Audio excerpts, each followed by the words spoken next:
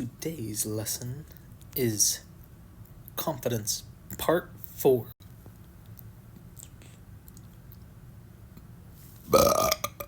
Excuse me. See, if a man can burp that confidently, he can do anything that he sets his mind to.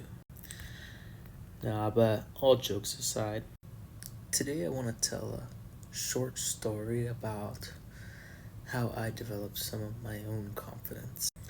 See, when I was younger, my family went through a couple rough patches, we could say, and we got some family counseling.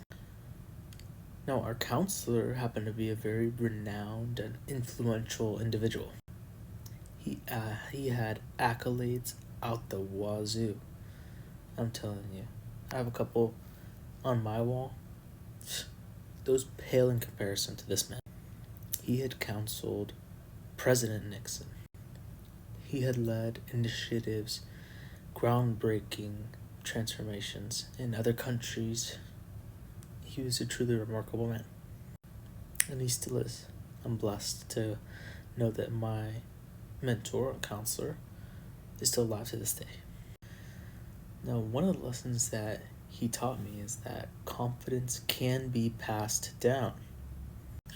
See, Dr. Kennedy believed in me. He believed that within me, there was a genius.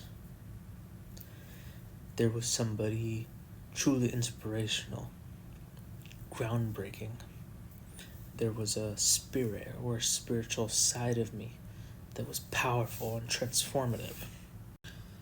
No, I had never really believed those things about myself, but having had somebody so influential believe in me and speak that life over me transferred confidence into my own self. I didn't believe in me, but I believed in him. And therefore, since he believed in me, I had no choice but to believe in myself. So that's the lesson for today, is that confidence can be transferred from one to another. And what I hope to do is transfer some of that confidence onto you. I know I may not be the most remarkable man. I may not have the shiniest accolades on my wall. Hell, I got a pretty shitty track record.